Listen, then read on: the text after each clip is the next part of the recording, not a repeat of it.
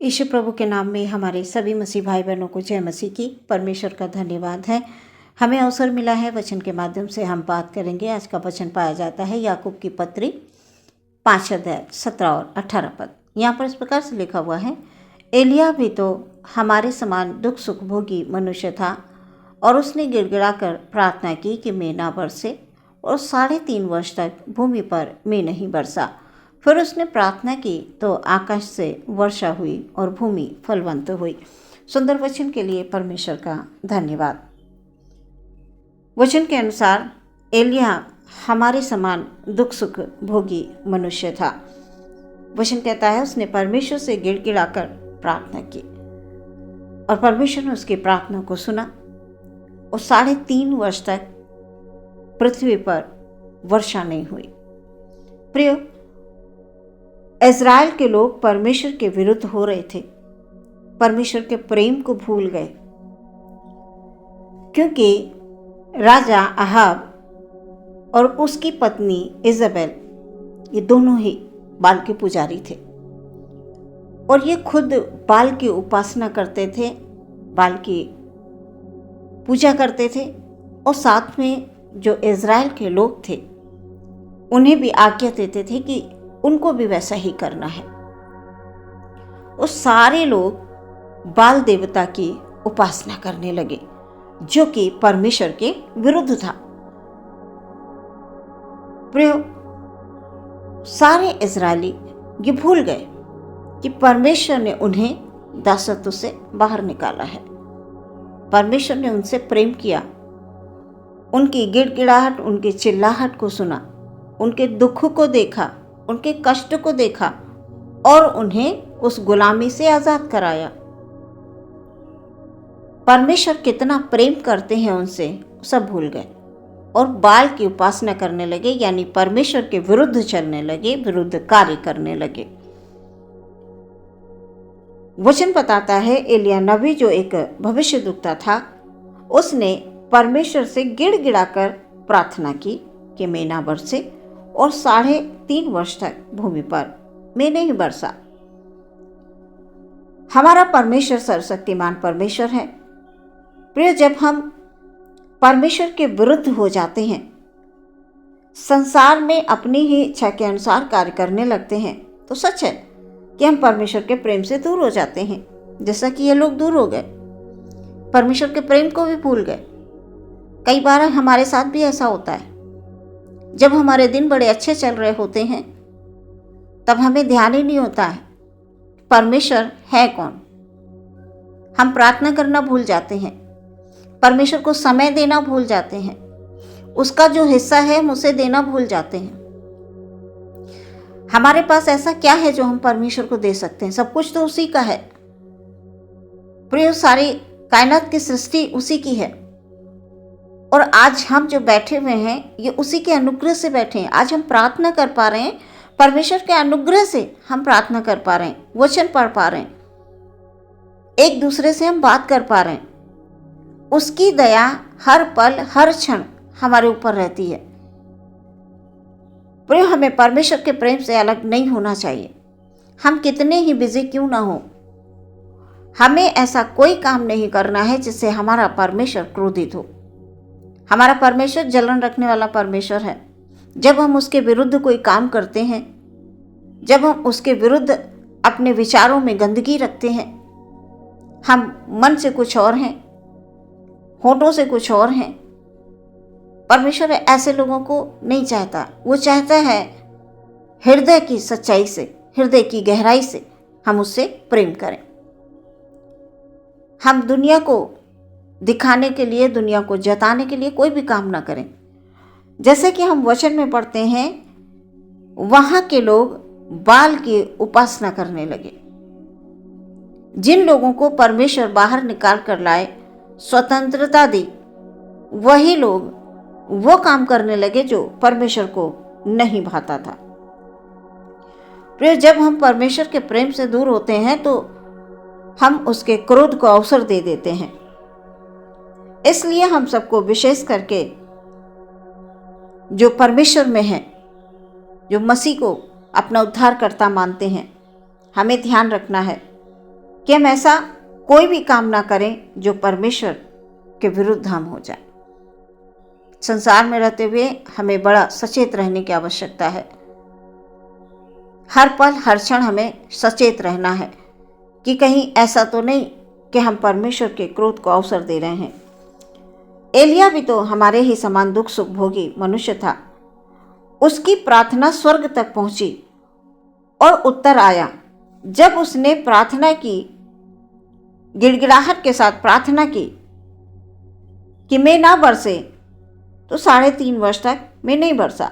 और फिर उसने दोबारा प्रार्थना की कि मैं बरसे, तो मैं बरसा। आकाश से मैं बरसा और जो भूमि सूखी पड़ी थी वो फलवंत हुई, फिर से फलवंत होने लगी।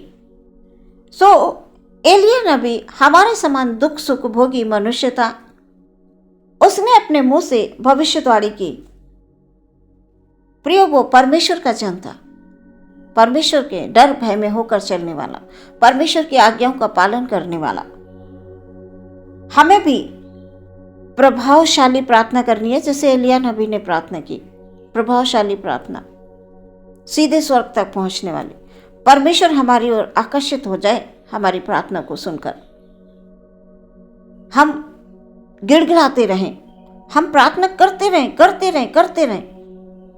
एक समय आएगा परमेश्वर जवाब अवश्य देगा, जरूर देगा। हमें ऐसी प्रार्थना करनी है कि वो स्वर्ग तक पहुंचे। आज बहुत से लोगों की प्रार्थनाओं का उत्तर नहीं मिलता।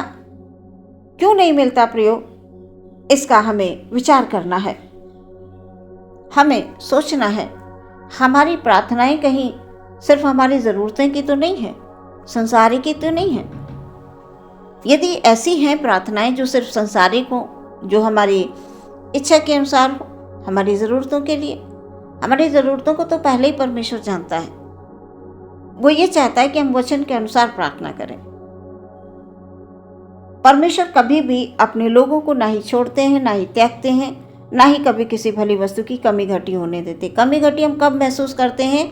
जब हमको हमारी इच्छा की पूर्ति करनी होती है। प्रिय, परमेश्वर इंतजाम करने वाला परमेश्वर है। अद्भुत गवाहियाँ होती हैं लोगों के जीवन में। जब वो परमेश्वर में पूरी तरह से विश्वास रखते हैं तो उनके जीवनों में परमेश्वर गवाहियाँ भी देते हैं।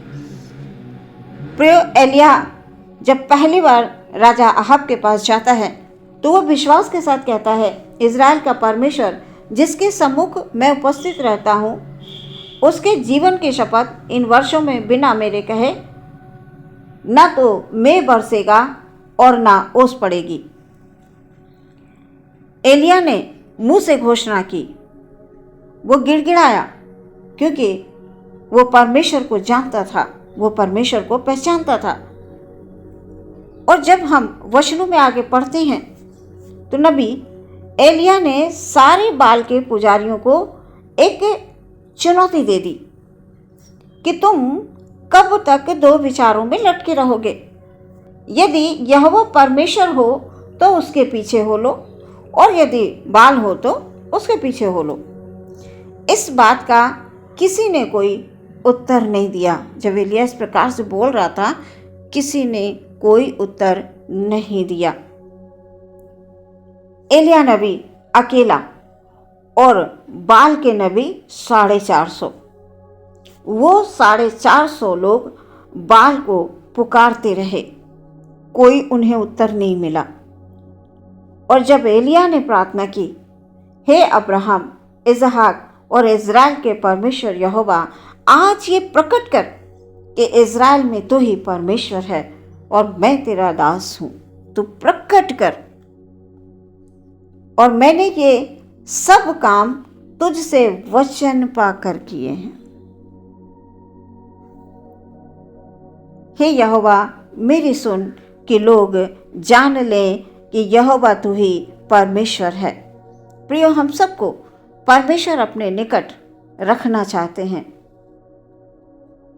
वो चाहते हैं कि हम उसके निकट रहें, उसके पास रहें, उससे दूर ना हो। किसी भी हालात में, किसी भी परिस्थिति में हम परमेश्वर के प्रेम से अलग ना हो।